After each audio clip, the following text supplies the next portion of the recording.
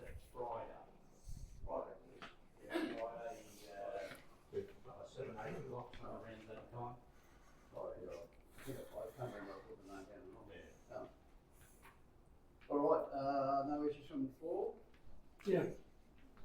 If anybody's got some old gas bottles that are not being used anymore, the metal worker could do them. Any of you want to As many as you've got. 9 kilograms? I'll bring them up. Yeah, lovely. Any time over the next few weeks, yeah. You take them to the dump, take the top off and Yeah. fine. So I'll bring them up, that's great. I was wondering what I was going to do with them. Excellent. That's good, the ongoing Jersey, if they come up, gas bottles expire after 10 years, Yep. and they can't be refilled after that. So if you've got anything that's more than 10 years old, bring it up and we'll do it. What's the plan, cut it in half and make something out of it? Yeah. I thought you just left it in the repository when you start cutting them off. It's not that you do, you just hand them. Leave them with that. Yeah. You can also bring them up here. Yeah. All right, that's good. Now, where's Ted? Ready to go? There he is. Put your hand up, Ted. Oh, there he is. Everybody knows Ted, so there's no need to do it run on. He's a big fellow over there just going to talk about Thank you. Hello everyone, thanks for coming today. I guess you've heard about electric cars. Anyone here own one? One? I own one. Anyone driven one? Yes. Okay. And hybrids? Okay, they're almost electric. Okay, let's look at some of the myths.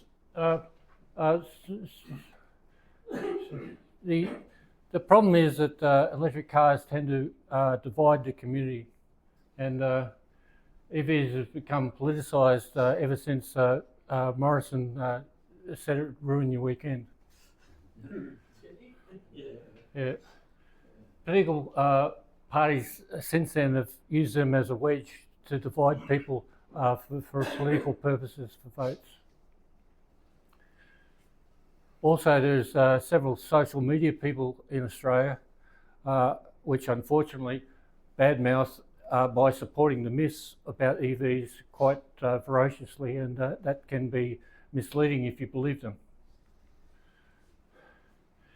There's now plenty of real-world experience about EVs across the world, and in Australia there's 250,000 owners which have driven over 1 million miles of, or 1 million kilometres of EV driving, so there's plenty of data for us to check. Now, this is a fairly common myth, and I guess it's one I've even heard said in this very group, and about the problem if everyone comes home from work and plugs in their EV. People don't do that. Like, I charge my EV about once every 3 days on average for about 15 or 20 kilowatts, and I can use solar for that during the daytime, or if I want at night time, I'm on a time of use tariff, which EV owners tend to do, because then they can take advantage of the cheap times. And at the cheap time for me is midnight to 6, and I can set my car to do that. I don't have to be awake, and it'll charge me 8 cents a kilowatt. That's pretty good. Have you got a question, Ken? No? Could you just expand on that? You can actually set the car within the car. Yeah, to charge it's called smart charging. Some people can do it on an app if their cars have an app. Mine doesn't, but mine can do it on the car itself. So I can set it in the car infotainment system about when I want it to charge and how I want it to charge, and I can do. I can also use it on my app. My app is not for my car; It's for my wall charger. So if I plug it into my wall charger, my app controls the wall charger. So if EVs are aggressively sold in Australia, which they're not at the moment, but if they were, and all of a sudden we had lots and lots of them, the fear is the grid's going to crash. And the research that's been done on that simply says it won't. There are upgrades to the grid every year, whether there's EVs or not. Even before that, there's upgrades, population rise, etc., like that, that need to improve the electricity grid. With everyone charging, no one tends to charge at exactly the same time. Everyone can choose their own time, whether it's a time of use tariff. If you don't have solar, I recommend time of use tariff, because then you can choose your cheap rate to charge. And if you do have solar, obviously you don't really care about the tariff. You can just charge from the solar, but that requires you to charge it during the daytime. Not everyone can do that. So most people that have solar tend to use a combination of daytime, perhaps weekends, and time of use tariff during the night time, depending on how much of a driving course. Now, the financial incentives for time of use can be quite good. If you're got solar, particularly, you tend to pay very little, if anything, for electricity. Most people that adopted solar in the early days were lucky enough to get the really good feed-in tariff. The feed-in tariff now is next to nothing, and so there's no advantage if you're going to rely on the feed-in tariff to reduce your bill. If you want to reduce your bill, the best way to do that would be through having a battery, a home battery. And that way your solar is charging your home battery during the time that 4 cents is, the feed-in tariff is having. And with mine, I still find that when it's charging the battery, it's still putting a little bit back into the grid. So I'm still getting drips and drabs but it'll charge to 100% by about midday. And then after that, the full amount will go into feed-in tariff if I'm not home. What does the battery cost? Well, the batteries vary a lot, and again, there's this huge amount of incentives the government's giving it right now, which favour the rich people more than anyone. I've taken advantage of it. I'm not rich, but it saves you about 30% of the total battery cost, roughly, and up to a maximum of, I think, 58 kilowatts, which is a ginormous battery or series of batteries. I've got 25.8 kilowatts of battery, which is roughly equivalent to 2 Tesla Powerwalls, but they're not Teslas. And that will charge easily by midday during the summer, and 2 or 3 o'clock in the afternoon in winter time when there's less sun. And that battery will then last right through to the morning easily, and that includes cooking with the oven and all that sort of stuff as well. And so very little is being used from the grid. My average spend on the grid is about 4 cents a day. And how long does the batteries last for? That's a good question. The batteries tend to degrade over time, so their warranty is. It's important to get a good warranty. Most of them are about 10 years. Is he talking about the Powerwall battery or the car battery? Either actually, both. My car battery's is got a warranty separate to my car, so my battery's warranted as well. For how long? 10 years. And what happens after 10 years? It's after 10 years, you have to accept the degradation or get a new car. So you've lost your. No. So, it's 10 years, and when the manufacturers of batteries are new, they estimated that the battery would degrade by about 2.5% a year. Mm-hmm. Now, 10 years, they estimate to be 25%. Mm-hmm. So they offer you a warranty. If it's not 70% left, they'll buy you a new battery. But of course, they were predicting there'd be 75% left. But what they've found in real world usage, the degradation is way less than 2.5%. It's like 0.18%. So after 10 years, you may well have 90% of your battery power left. And they're now predicting that the battery will outlast the shell of the car. Oh, I find that hard. No, they will. That is correct. They're predicting that, and the thing is that because electric cars aren't old, you can't say, well, look at that one, that's lasted a million. Peter said But- a good word though. He said they are predicting. Yeah. That is the word. Predicting can mean anything. Well, their predictions for battery life have been exceeded. They've actually been better because they were doing it in the lab versus real world. But only time will tell where it's really Time will tell. Exactly. Yeah, well, there are Teslas around in America that have done over 1 million miles.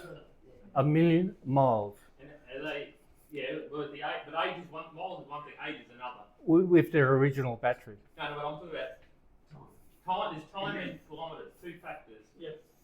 You said 1 million miles, which is one variable, then there's the time. And most people don't drive 1 million miles a day, so it takes time. And if you look at the average drive per person in Australia, it's around about between 14 to 25 kilometres per day. How many cars in America statistically travel 1 million American miles? I mean, what are your stats there? How many tens of thousands of cars? You know, you're telling me that's the science has proven that we haven't had. I've only heard of electric cars doing that, Peter, because most, I believe strongly that petrol cars wouldn't last near that long. They'd be trashed well before that, because their engines don't last that long. The batteries last longer than what the engines do for petrol cars. But you're talking about a couple of million kilometres. I mean, what car does that? If your car's sitting in the garage, do you care if it's done 1 million kilometres or not? Because it's still doing kilometres. It'll do the, if you live to 200, it'll still be there. And okay, so Sorry, can you go back? What's that V2G? okay, V2G. I was talking about the Australian grid upgrades. Now V2G, V2H, and V2L is vehicle to load, vehicle to home, vehicle to grid. My car doesn't have that because I've unfortunately got an older one. Mine's 2023, but the much newer ones, as in the last 2 years or so, have at least vehicle to load, if not vehicle to grid or vehicle to home. Now what that means is, if you've got a car that's vehicle to home and you have a blackout, you just plug your car in to the house, and it powers the house, no problem. And because the battery is generally pretty big, it'll power that home for a long time before it needs to be charged again. 6 hours? 6 months. Like if you Depending on what, depends on the size of the battery, of course, but and whether you're using and whether you're using a lot of electricity. But generally speaking, a car battery's, mine's 77 kilowatts usable. If it was full and I plugged it into the house, I don't use 77 kilowatts for quite a while in the house. Kilowatt hours, yeah. Yes. And the vehicle to load. Vehicle to load is where you can plug something into the car, Oh, I see. like if Other than that, if you're okay. camping, for instance, Yeah. and you want to take your TV, your laptop, your toaster, your microwave, whatever you can plug in and carry in the boot or in the back seat, you can plug into the car and it'll power it. So the vehicle to the grid is where it can plug into the grid directly, and the grid can use the electricity in your battery, just like a VPP in a home battery. And that would be an advantage, say, if there was variable feed-in tariffs and they wanted power at particular time. It enhances the grid because then the grid has the ability to have more power from vehicles rather than from coal power stations or from gas power stations or from the And it could help to stabilise the grid depending on Absolutely. What sort of tariff do you get for that? Well, that would depend. the thing is with vehicle to grid, it's just like a VPP with a home battery. If you're on, say, Amber power thing, they'll pay you the rate. They'll need power usually at the peak times. So whatever the peak value is, say 33 cents a kilowatt, they'll pay you that This is where for using your power. like smart metering and all this. It's Yeah. got a long way to go. Yeah. I mean, they're trying to develop this. It's in Australia. It's developing, and it's not widespread, but it's becoming. It'll eventually become widespread. And So they're going to go the same way as feed-in tariffs from solar. Like in 2 years' time, it's going to be down to, instead of 33 cents per kilowatt Well, hour, it it's 10. would be market. It would be market based. So the market, they would be legitimate. If you can't base into the solar panels, you've got now would be paying the reasonable rate. But that's because you always get a huge amount of solar power available in the middle of the day and in the evenings when the peak usage happens. You haven't got solar power.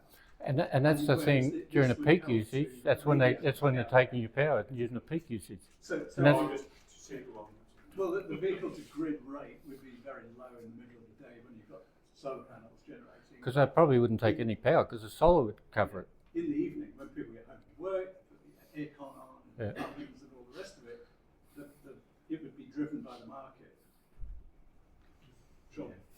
You know, but It stabilises the grid rather than destabilises. Absolutely, and you know, so crashing the grid is just a myth. But If you read last you week's don't buy electric vehicles to stabilise a power company's grid, you buy an electric car to drive somewhere, surely. All these are sort of fringe benefits. not anymore. No, only kidding. Sorry, what was that, Peter? You know, 2 people in this room have got electric cars, that's what they think of them. Sorry, what did you say? You buy a car to go somewhere, whether it's petrol, hybrid or electric, Yes. and all these other fringe benefits, there seem to be desperate bloody means to sort of make electric cars more attractive for people to buy. You can stabilise a power company's grid. Well, you don't buy a car to stabilise an Ergon Energex grid, for sure, you couldn't. I think Terry's point is just that these are things that They- in the new world now that they- you can do, not necessarily people buy them. These are the benefits of it, not the reasons to buy one. It's the case. The reasons to buy one are very personal and on a need basis.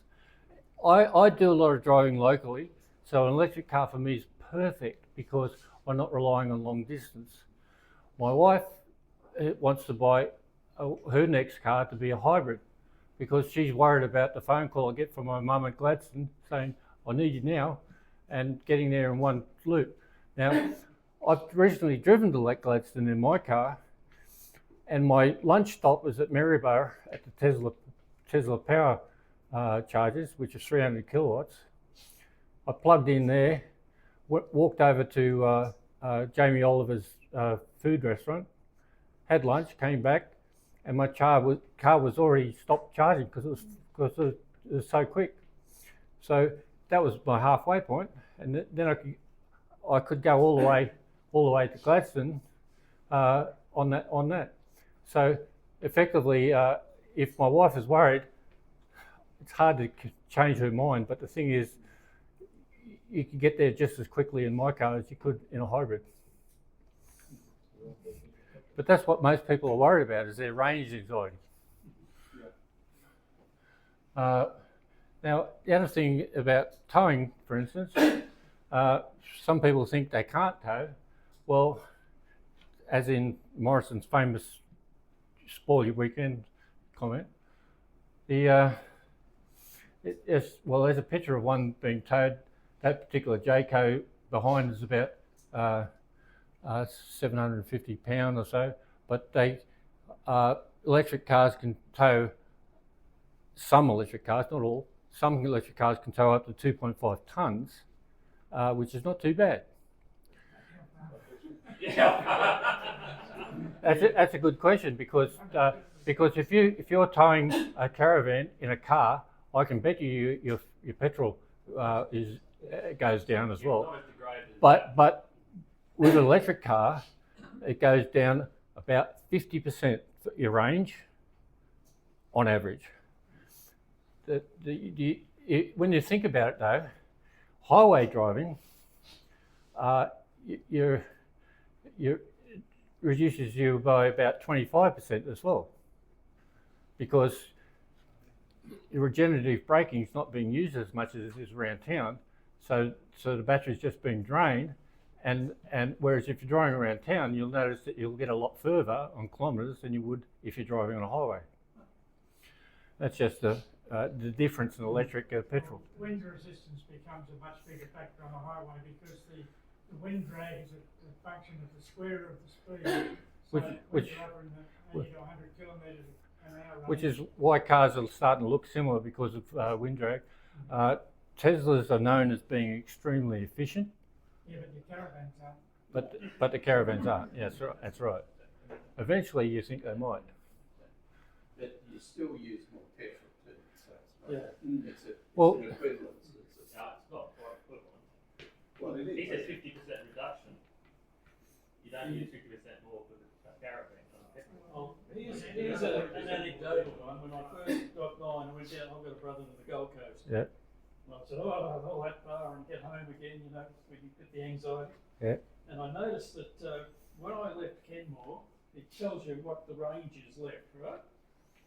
When I hit Yatala, it told me I had 50 more kilometres of range than when I left Kenmore. And I've been cruising down the highway.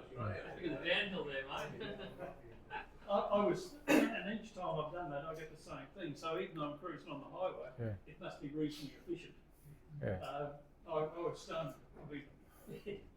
I thought, how can I travel 40k and have 50 more to go? So all vehicles use extra fuel, when be it electric or diesel or petrol, when they're towing. The best towing cars are the ones that have the most torque, and guess what?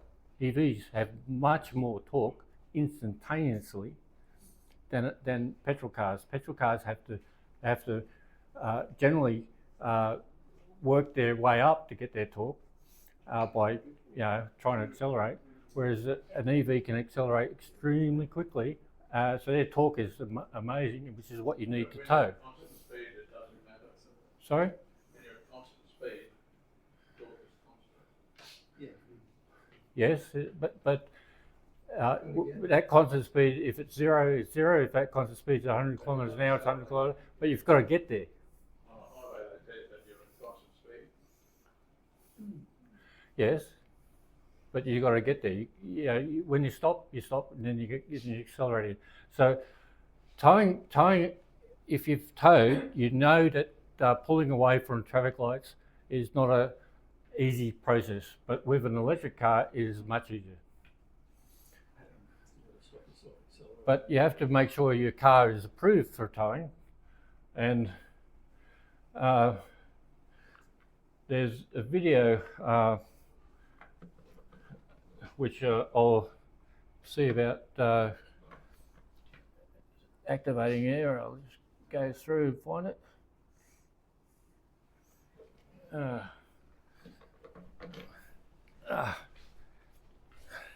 Should have grabbed this.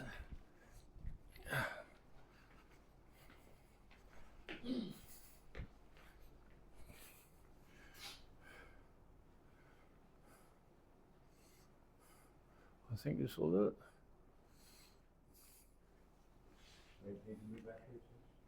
He's got one in the car.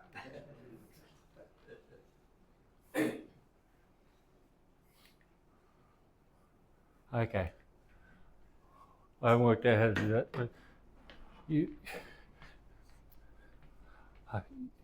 when you see this on the link on the newsletter, you'll be able to click on that and be able to see the video. How do you click on it with your mouse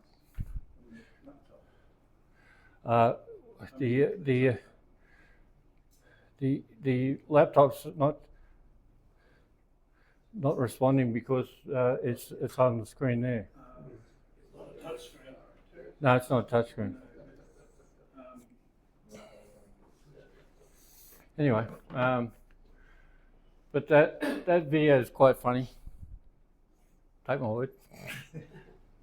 Or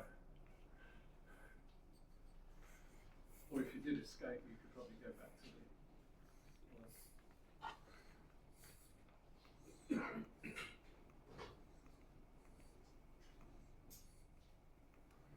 the. It's, No, it's not touch.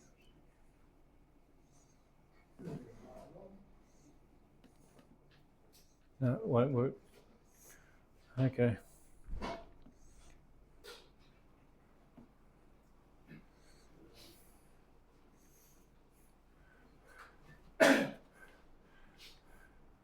Okay, these are some of the electric cars which are currently allowed to tow and what their towing capacity is. So depending on what you have to tow, it might be worth you having a look at before you buy an EV, knowing that it can tow what you want to tow. Purchase prices and costs, well, they're narrowing at the moment, and a lot of that's due to a large amount of Chinese cars being imported. And I was talking to Graham about that. The Australian government has not got a very good policy about EVs. At the moment, they're rewarding suppliers for importing cars, not selling them. So they're importing cars, not worrying about selling them. So I think Graham said there's something like 51,000 BYD cars sitting in the car park, or a car park, not being sold. Or five, was it? Sorry? Yeah, It's not just BYD, it's a huge just lot BYD. down in England, it's a huge big lot down in Sydney. Yeah. There's all these BYD cars, that's just BYD, because there's other lots with Cherry cars. Built brand of car. Yeah, It's a Chinese brand. yeah, there's lots of them around. And Yeah.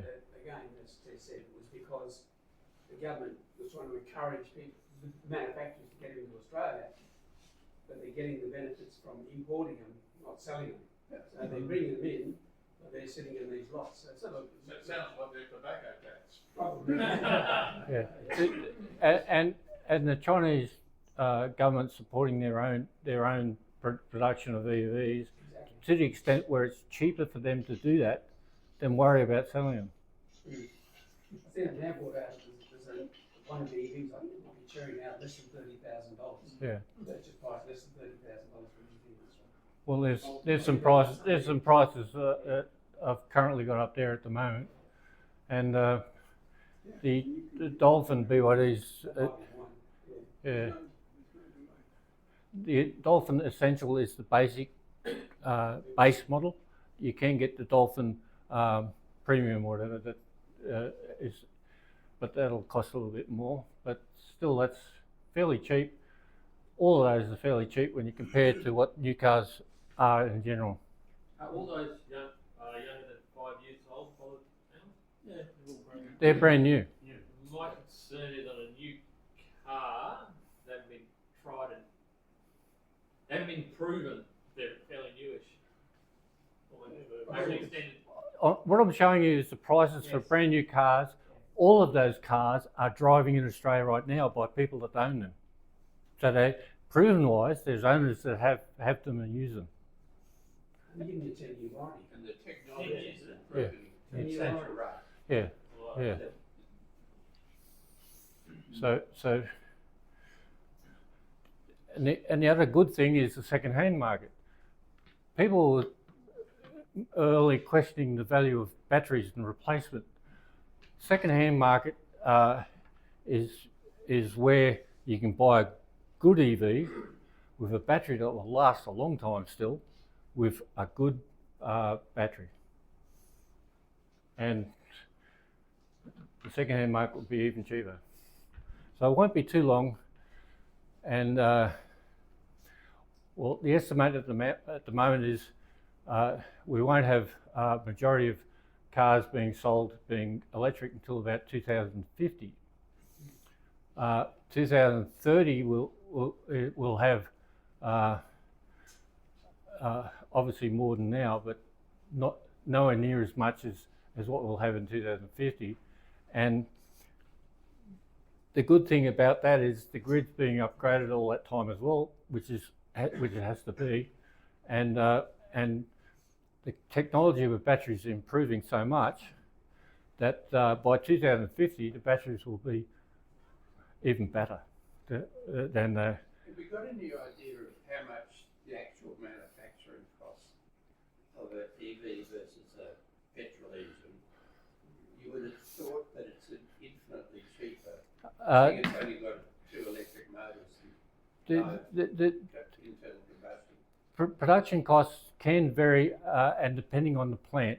Now, Tesla's put a lot of effort into having cast production, where reducing the amount of people involved. It even uses robots and that sort of stuff to produce cars. So their cost of production is less than what it costs a lot of other people, except the Chinese.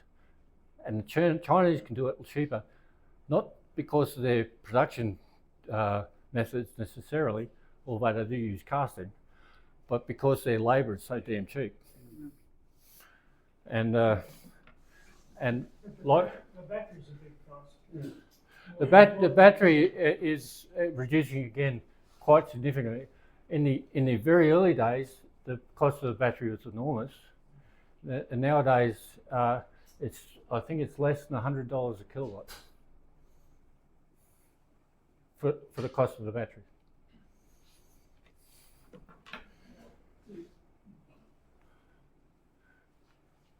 So the other thing about maintaining your car, this gets into the cost of ownership over a lifetime sort of thing. You have to consider the maintenance as well, because it's not just about the cost of buying one; it's about the cost of maintaining it. Now, I don't think anyone would argue that it's not cheaper to charge a car with electricity than it would be to charge it, put petrol in it at the petrol tank.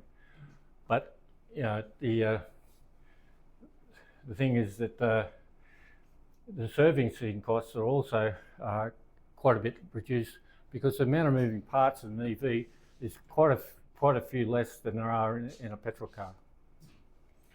You don't have to have your engine serviced, your oil replaced. You just have to have your filters changed, and your tyres perhaps, and then also a general safety check with the equipment. There's no oil, is there? There's no oil. No. How do they lubricate the moving parts? The wheels. Yeah, exactly. The wheels just have the normal ball bearing thing that go around. You know, so they're no different to the wheels section is no different to a petrol car. But you don't have oil in the engine at all, because the engine is electric, and there's no moving parts. Yes, you know, like we've got 10,000 service. What do they say for electric car? So you every 10,000, every 20,000 K? It does vary. Once every 2 years. And roughly, And and what would it the cost? replaceable parts are wiper blades and pollen filter. Yeah. And what would they charge you for it? For the first 5 years, nothing, because it's every 2 years and I get 2 free.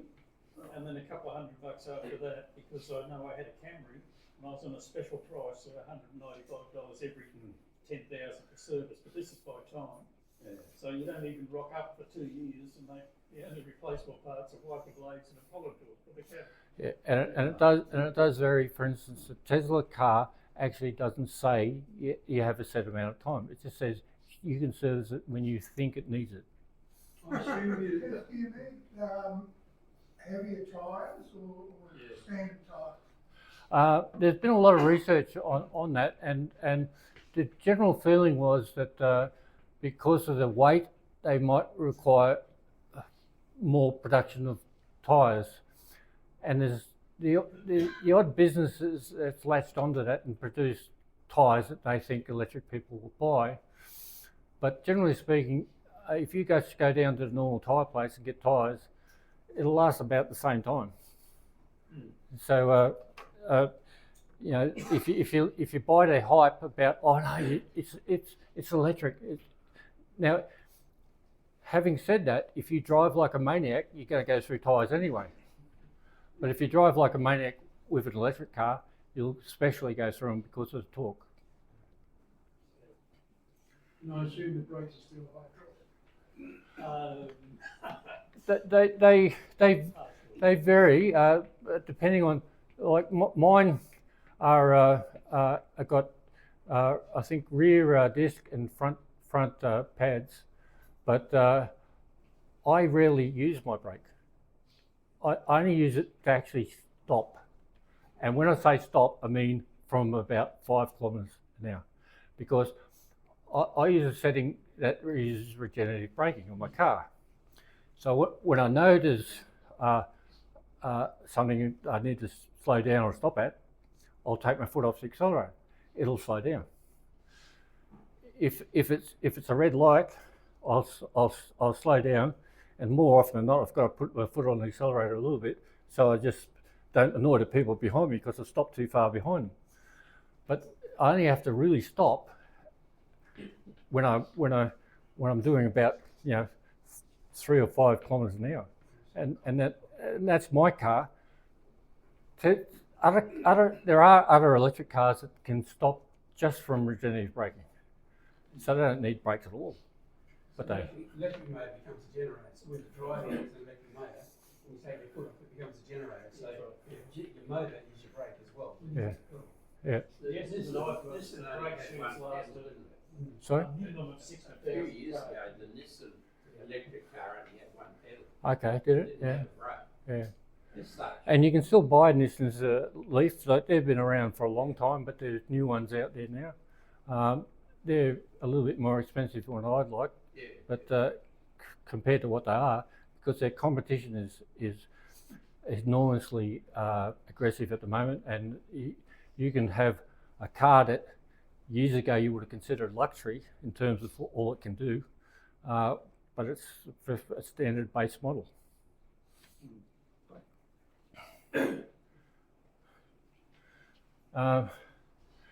There are some examples, for instance, about maintenance taken from the UK, because they've been going a bit longer than Australia. The leasing company that has 16,000 estimates their EVs cost 30% less than petrol and 60% less than diesel to maintain. And there's the other one down there as well that's showing stats for what it can do for saving costs. And that's a big thing for a company that's job is to lease vehicles.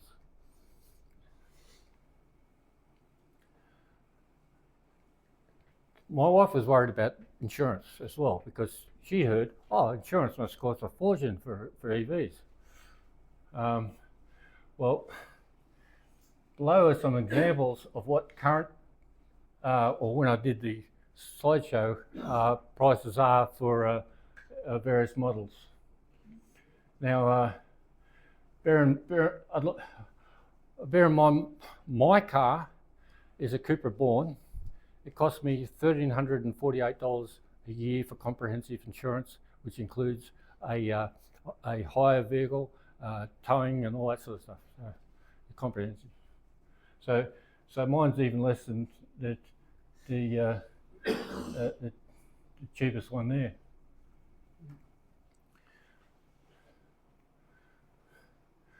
And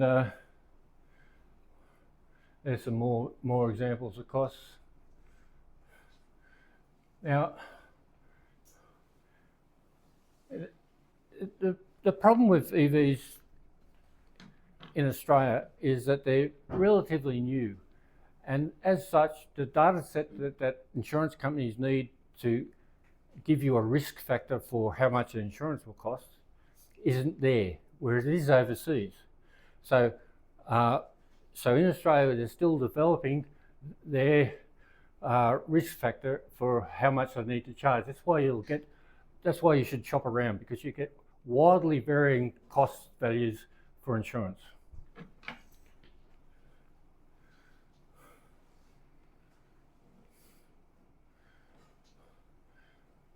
Now, then EVs need specialist servicing. Well, depends what you're servicing, because most services doesn't include any of the moving parts at all, doesn't include the engine or anything, because that's usually just part of the health check and it works fine.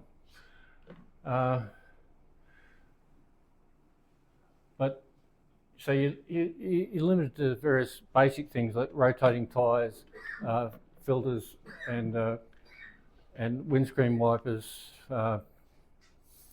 things that mostly you can do yourself, but generally speaking, warranty-wise, sometimes it requires you to actually do it at a service centre.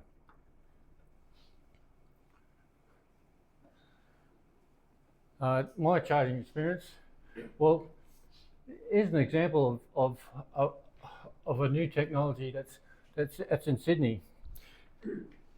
That was first developed in the UK, where they have curbside charging, and that's equivalent to a destination charger. Now, a destination charger, there's lots of terms: DC fast charging, destination charger. Destination chargers are generally slow, and they're normally at places that you're going to be parked at for a while. So if you plug your car into your power point at home, that's equivalent to a destination charger. Some might be as slow as that. Others might be just a little bit quicker, but not a lot quicker. And what that is an advantage of is people that don't have off-street parking, so they can't have a home charger because they don't have a garage. And as people live in the city in apartments or in places where they don't have ready access to places where they can charge, destination chargers are their best bet. If you're going on a long trip, that's the only time you use a fast charger. There aren't enough chargers. I agree with that. The holiday period in particular might be a problem. The example I gave earlier, where I stopped at Maryborough at the Tesla fast charging network there are I think there are eight 300 kilowatt fast chargers. That's pretty good, but come holiday time, they may be full, or they may not. I don't know. They may be full. And certainly there's places up the coast where there's one or two, or sometimes up to four. Those ones, the 1 and 2, quite often are full right now, if you're, despite holiday time. So a lot of apps you can use can actively tell you if one's being used or not and one's available. Some of those apps, like PlugShare, relies on the user though because the user has to log in to that charge site, saying I'm here, I'll be here for an hour, or I'll be here for half an hour, and you know, you can message me if you need me to move or whatever. Could you charge from a UV panel on top of the car? There's a lot of cars in the EV market that have explored that area, and there's I'm trying to think of the name of the car. It's actually licensed as a motorcycle because it's 3 wheels, but it's a two-seater 3-wheel vehicle that's covered in solar panels, and it is yet to be mass produced and brought to. It's in the production stage, being developed. It's generally thought that particular car would rarely, if ever, have to be charged, depending on where you live, of course, with sun.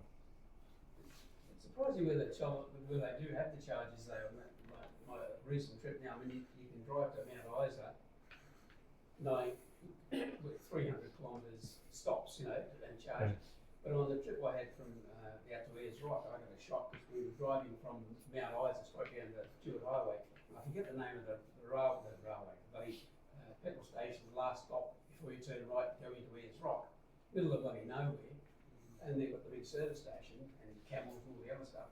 And over to the left there's a massive, great big shelter with about 8 charging stations, and the whole roof is all solar panels, and so they charge that up from those. Yeah. So, you know, the last about an hour and a half drive out of Ayers Rock, there's this massive big EV charging station. Yeah, Along the way. yeah, I sort of picture that one.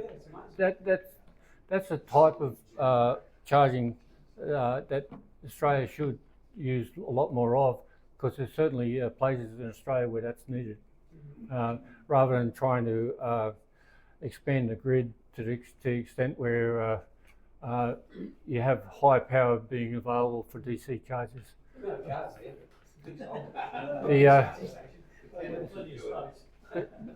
That's generally in combination with a large amount of batteries as well.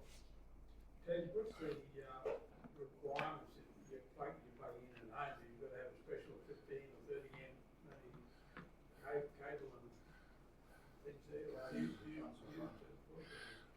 Plug it into a standard cap. I'm gonna say that most, if not all, EVs are sold with a cable. Having said that, I think Tesla asks you to pay for it, but there are cables that plug into your car on one end, and a power point on the other. Standard power point, and that power point, if that power point is running on single phase normal power, you'll probably get about 2.4 kilowatts per hour. But it's not a lot. But if you have a 3-phase home and it's a 30 kilowatt power point, you obviously will get more. But I've actually got a wall charger installed, and that's around about $1,500 installed, and it provides. For me, it provides up to 7 kilowatts per hour, because I don't have 3-phase. If you had 3-phase, it could provide up to 22 kilowatts per hour. 7 kilowatts an hour per hour will charge the car completely in 6 hours, no problem.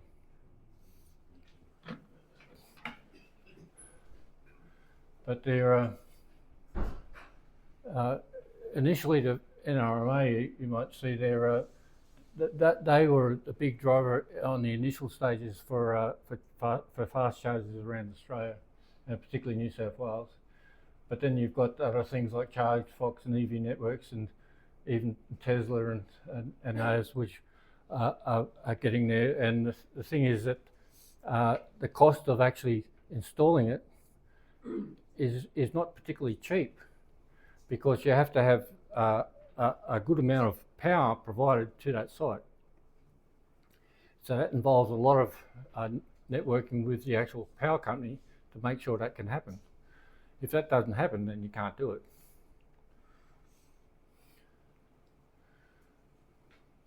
Now, I sort of mentioned this a little earlier, but at home I've got a 7 kilowatt wall charger. I also use solar and a home battery.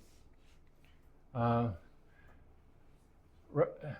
road trips, greater than say 200 kilometres, because I don't have to if it's under that, because my range in my car is about 511 kilometres, which obviously will be a little bit less if it's highway, but it'll be a little bit more if it's all around town.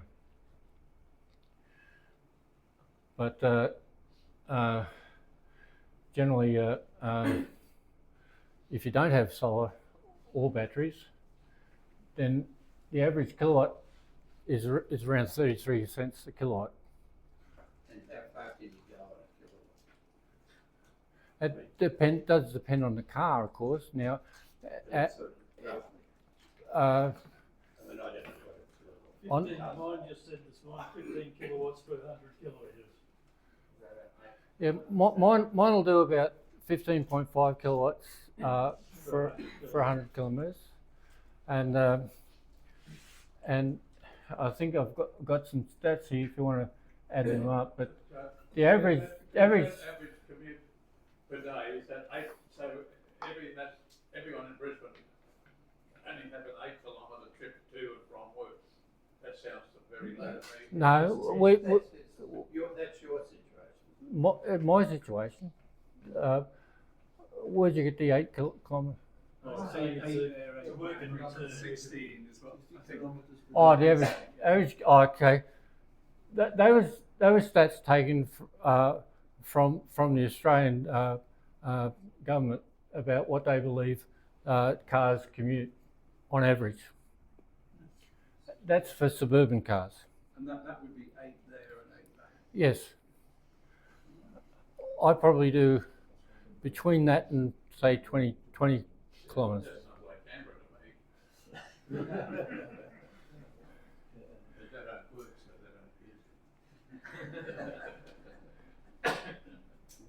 use it. Therefore, every 6.25 days to charge, if I don't have solar, at 33 cents, it'll cost me $5.28 to charge my car. Every 6.25 days.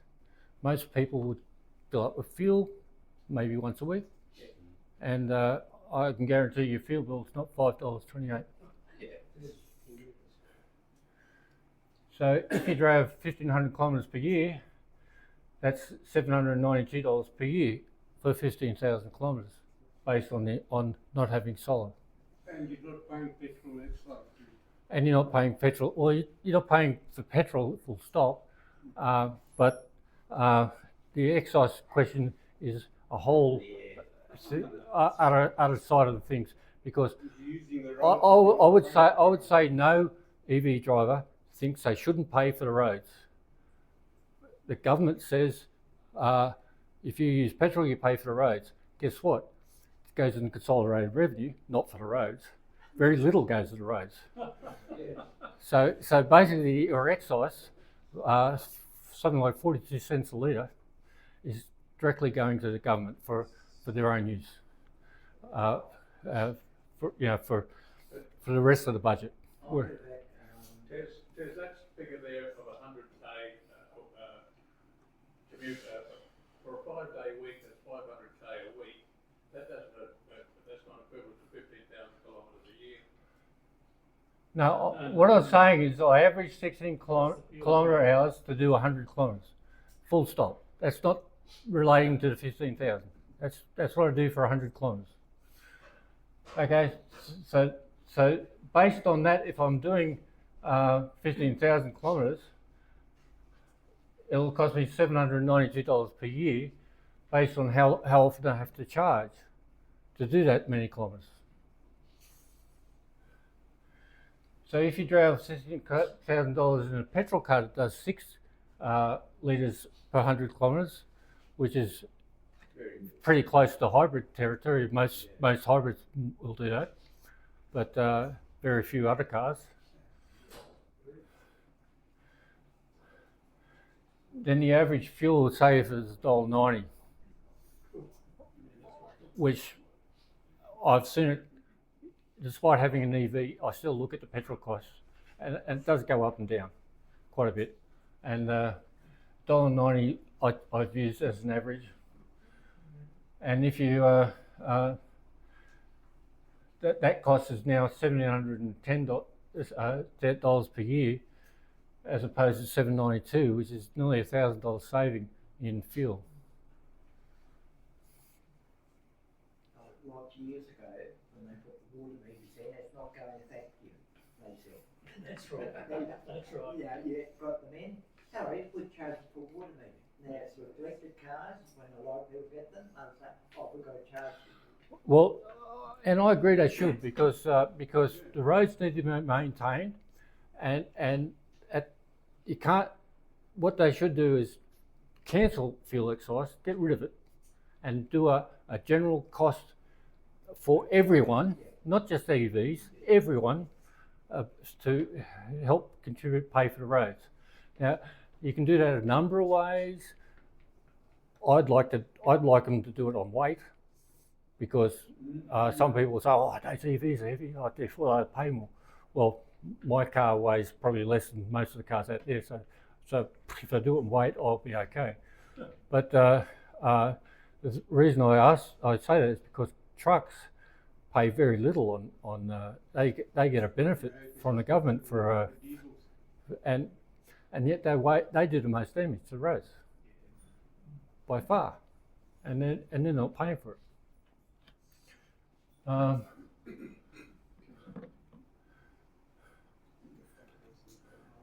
Now, the other thing with cars in general, particularly EV cars, you have to have a good knowledge of how to use the system to control your car. Some models or some brands of models have a very complex infotainment system where to do anything in your car you have to tap on the screen, like in Tesla, for instance. I'm not sure if they've brought back blinker sticks, but they did take them off because they put that on the steering wheel and the control panel, forward and reverse on the control panel or the overhead panel. So those sorts of things are just, I think, a little bit ridiculous. Like, you want to change the volume of the radio, you got to tap a radio. Yeah, what's wrong with pressing a little knob and turning it?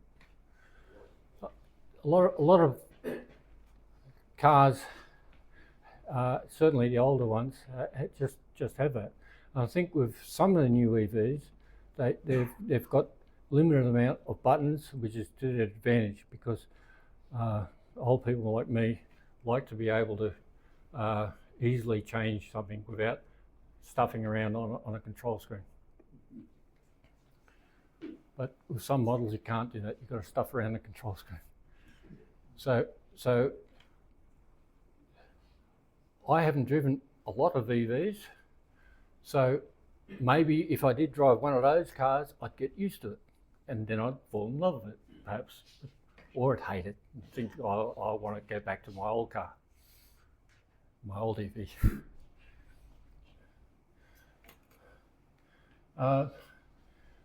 Well,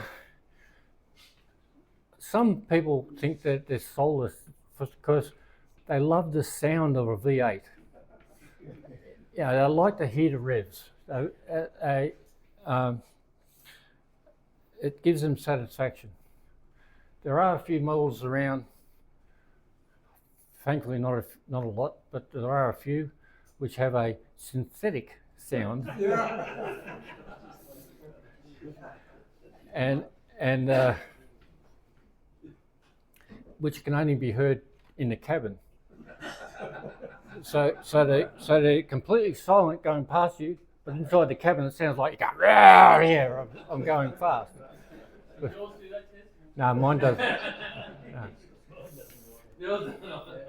But initially, when they first started doing that, they played around with some things like if you're doing, say, between 5 to 10 kilometres an hour in a car park, for example, that's where it identifies you might be in a car park. It'll have a humming sound so that pedestrians don't walk in front of you and get killed or injured because you've run into them. Yeah. But I just have to make sure I don't run into people because my car just is quiet. You can always sneak up on them and blast them. You could. You could. The other myth is that they're just town runabouts. As I said, with my car, I spend it running around town and it's ideal for me. But I have driven to Gladstone recently and a few times, in fact, with my EV, and it's no problem at all. And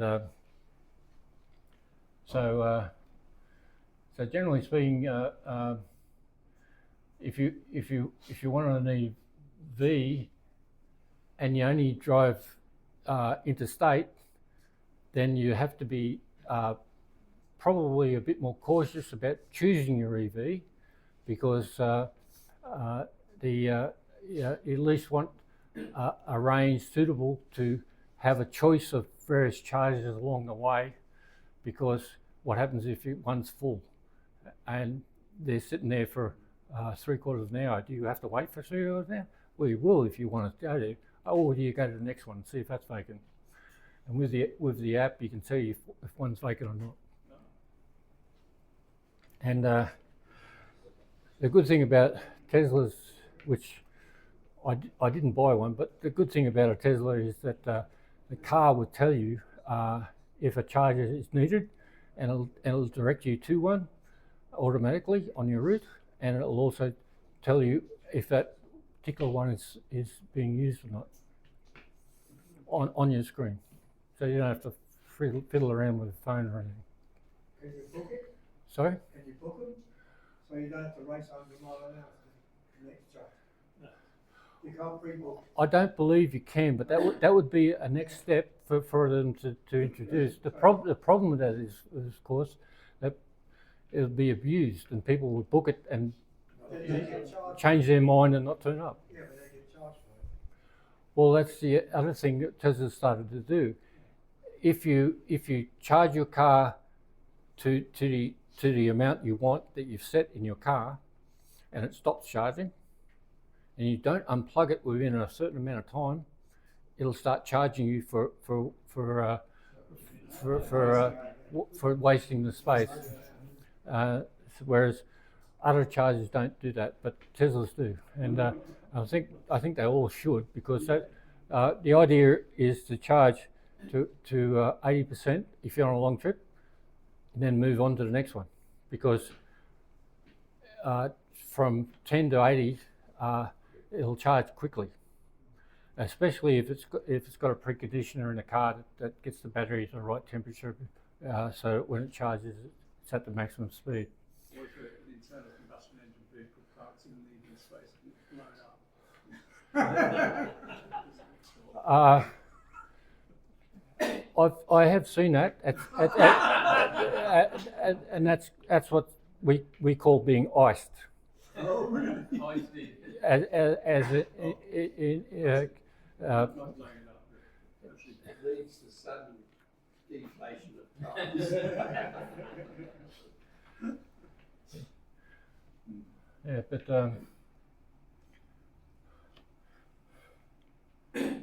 but this is my trip to Gladstone, and this app I use here is called a Better Route Planner. And a Better Route Planner is very customizable. You can set all sorts of things on it about the state of your battery when you leave, the state of the battery you want when you get there, and it'll work out where you've got to go to charge.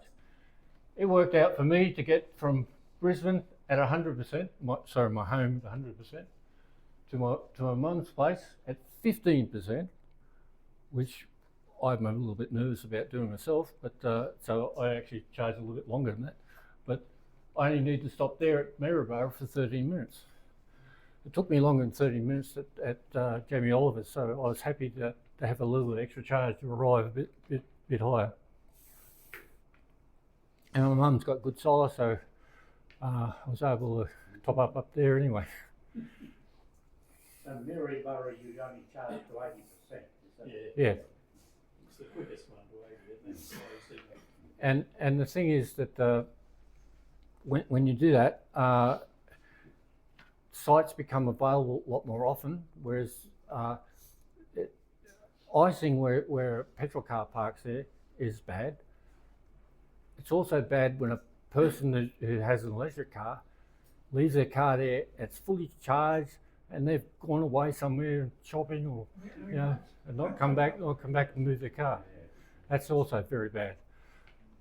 And human nature being it is, there's some certain nice people that will do that. But this particular app, I'm able to use an OBD. It's called an OBD2, which is not onboard diagnostic dongle. Every car has one, but you know, ICE cars, electric cars, that I can plug in to my underneath my steering wheel, and it'll connect directly to a Better Route Planner and update. So if I told Better Route Planner I was leaving here with 100%, and I plug in the OBD and I actually had 80%, it'll update it to 80%, and it might recalculate and say I need to charge somewhere else. And you can use the Better Route Planner as navigation as well. So it'll have on the screen your current battery charge and how long you need to charge it for at the next place, which is the sort of thing that Tesla does automatically. And I don't know if this is similar to the one Graham was talking about, but it's one with lots of batteries and solar power out in eastern edge of the Nullarbor Plain. Yeah, I was going across the Nullarbor Plain and I arrived fairly low on fuel at a petrol station that only had diesel. Yeah.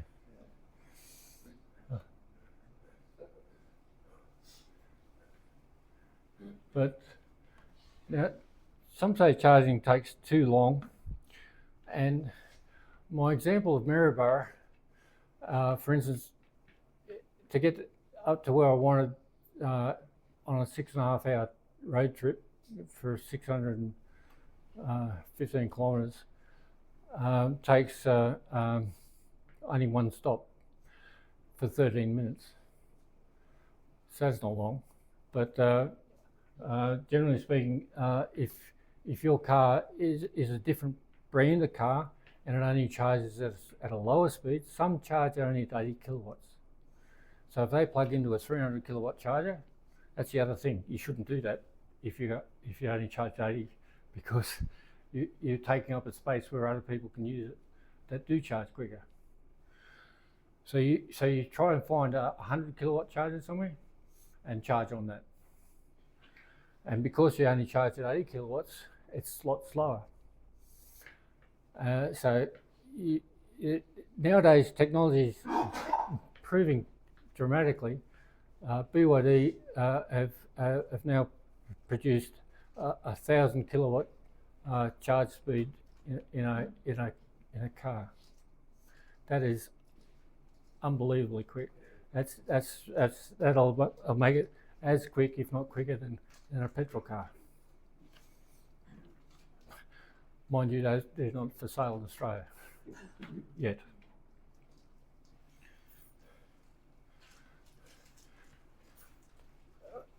I asked this a little earlier about how long they last, and I'm pretty sure we covered that, but generally speaking,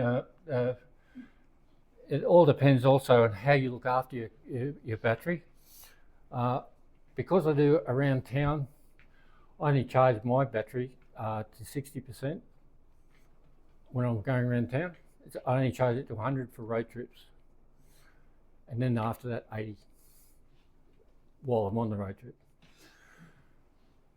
Does that improve your battery life? It does. That's why I do it, because it improves your battery life enormously. On the stats I've read, if I keep on doing that, the battery will last longer than I live, and probably longer than my son lives as well. That's in theory. Yeah. In case if you had to replace a battery, let's assume that something went wrong with it, what is the cost of a new battery if you had to replace it? Well, it used to be quite expensive, and I think it's reducing quite a bit, and it does depend on model to model, because some batteries in some cars are part of the body. They're built into the body. They're a lot more expensive to replace.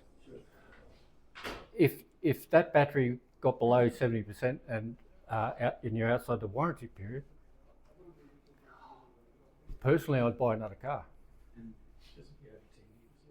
Yeah. Okay. So But- so you and- could just put a new battery in. It's very unlikely you do that. Well, It's unlikely. it's unlikely, because getting down to 70% is also unlikely the way I choose to charge. But if I continually charge to 100%, use fast chargers a lot, which charges rapidly and causes cell degradation more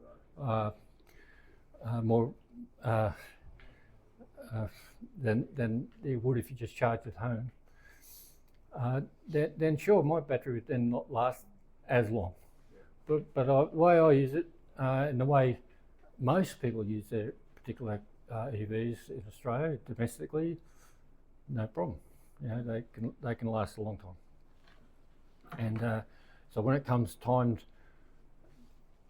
to get a new car, is again a choice, because the technology is growing tremendously. You might see a shiny new thing that you want in 10 years. You say, oh, mine's 10 years old now, I want a new car.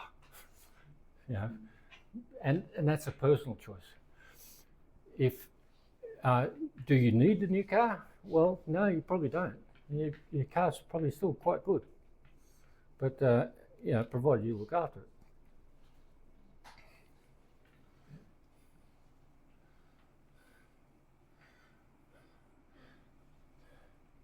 Yeah, but that's a Model S that was on the fully charged show.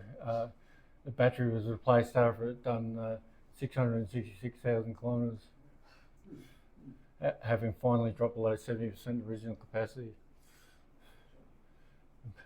And I believe that was under warranty, less than 10 years. Obviously, I'd say he's a Uber driver or something like that. No, no, it's certainly not. Now,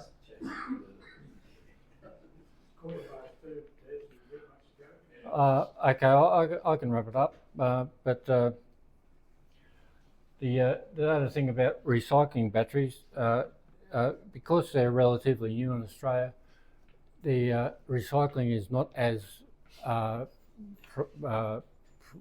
prolific in Australia yet, but it's going to become so when it's needed, because generally speaking, the best way to recycle your battery is to use it for your house battery.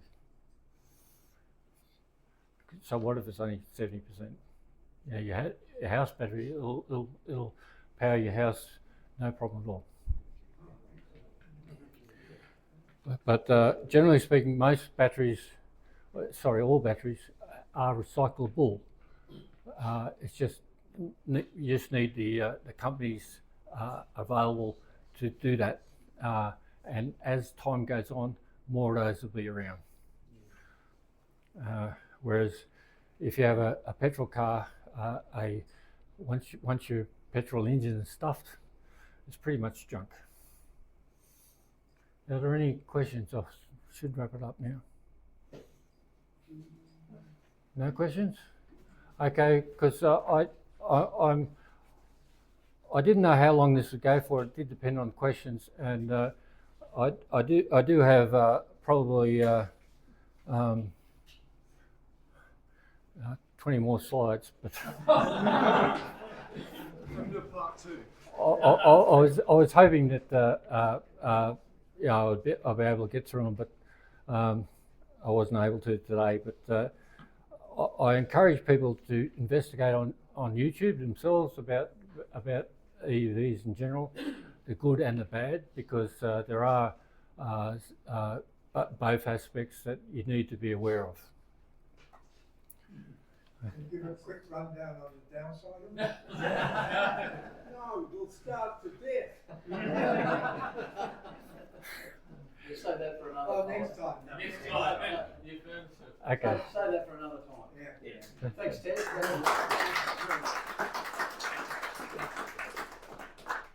Gentlemen, that's the end of the formal stuff. Afternoon tea's ready. Enjoy. See you Friday. Thank you. Give me an external. Oh, yeah, you do it at home.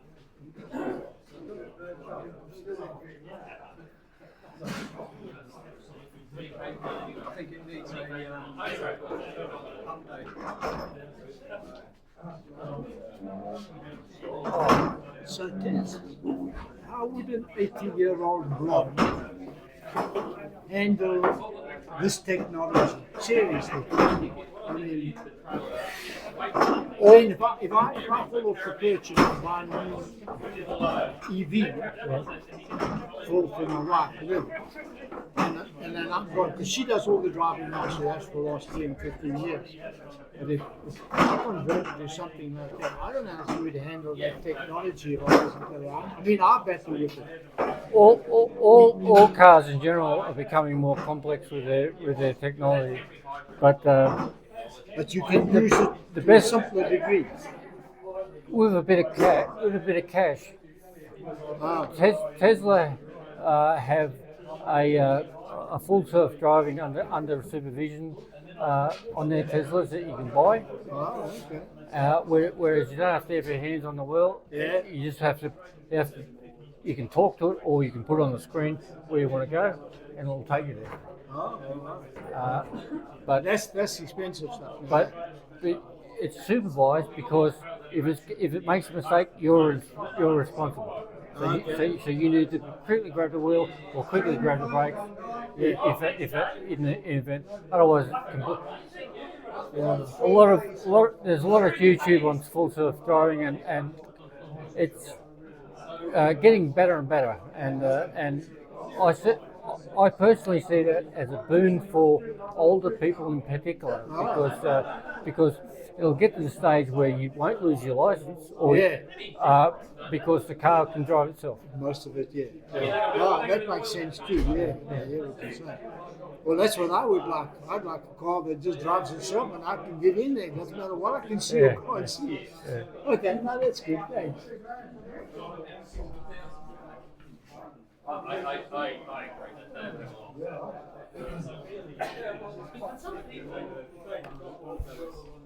if you drive very deeply, you can almost have that like on a regular car, it depends on how hard you drive. Because I used to live at the bottom of a hill, and I used to wear the 10,000, you have to brake every time you came home.